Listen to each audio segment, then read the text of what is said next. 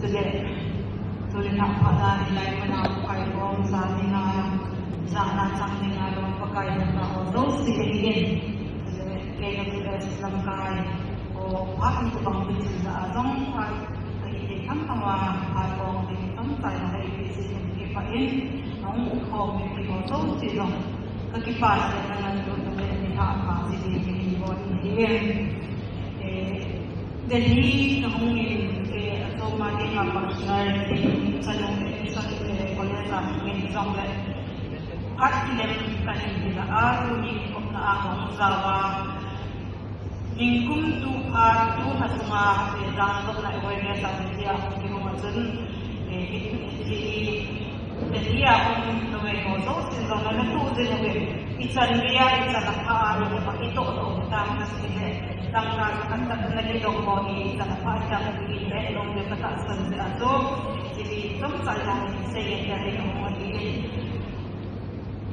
di minggu September apa sahaja di dalam itu Julai hari nanti kita mungkin sampai kita tidak tahu sampai kita tak tahu ini zaman itu mungkin dari apa sahaja na intigar dia na hinto mo na ni somni ya koi din mo bin zanadok na ni tanida ni pe sa kati na hungi bolin 7 pe tula July dari somna po 7 pe na ni bolin dilay sumahin sa kanya somna de hati hina hinto isumi de ho numay ho do sina amin beauty talaga na sumi sa kanya somna de hati kay do tabin Tuhin na ba ini som sekali ini tuhin mana setasi som sekali ini na lagi kita untuk report ini. Jadi jangan tu nari bol sunna tu ho ini kita bapa pam ilong ini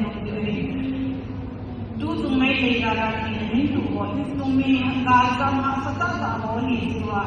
Mungkin tumai mungkin bante kamu tu malu kumho tu sesuatu kita ni.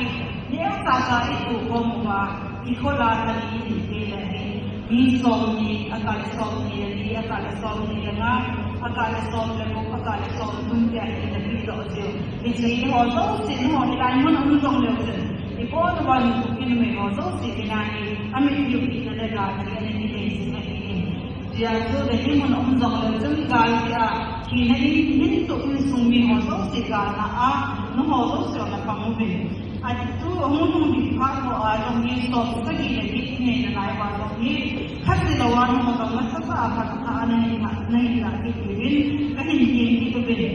Adik tu tempat ini orang down na ama salaya lagi untuk banglawi na sa tain hongi.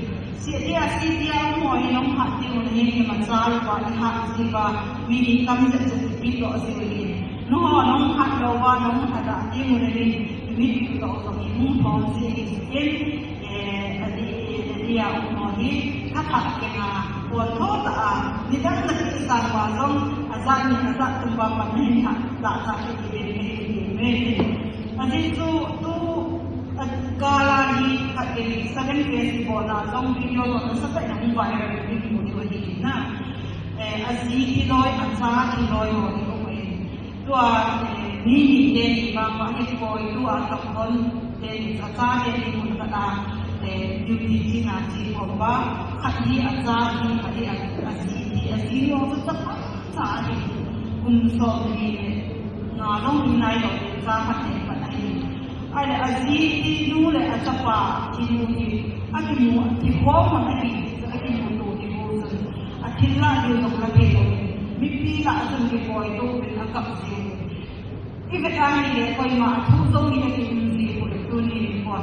Jadi tu ni sebab kau ima ni kalau tahu kan ni dia tu kalau tahu ni kita numai kau si perempuan apa si kata dia tu pada orang nak buat tu dia. Asyik ipana le mesti kita asyik nanti asuk ni. Jadi anak kita ni yang tak itu kau mungkin may kahit sa gamit nila, tak ikita ubid, no tehoni kasi sininggal sumahin. Patinin lang so may mang sa ubid na. Akala Deborah Ramakan pun ada sipul dokumen, anak mengatau dan ini lewat tahun itu pada dokumen. Dia kerana ramai supaya pada dokumen ini.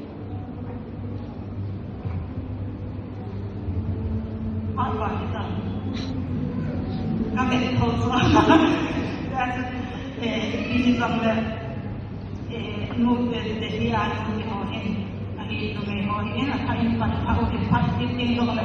No, hanya segi lagi ini. Hapanan pun face cuma cahaya, kumta Januari lepas cahaya. No, pun bahaya face di hak ini. Jadi hakadan zakat itu bagi kau mulai hakadani muntinam kupin memang itu bau milak som balik suatu di lain. Nah, iha pan bahaya som langabang suatu ni som ni dia kadasi ini. Apa yang panggil itu? Kita bang pakai ikan nanti semua.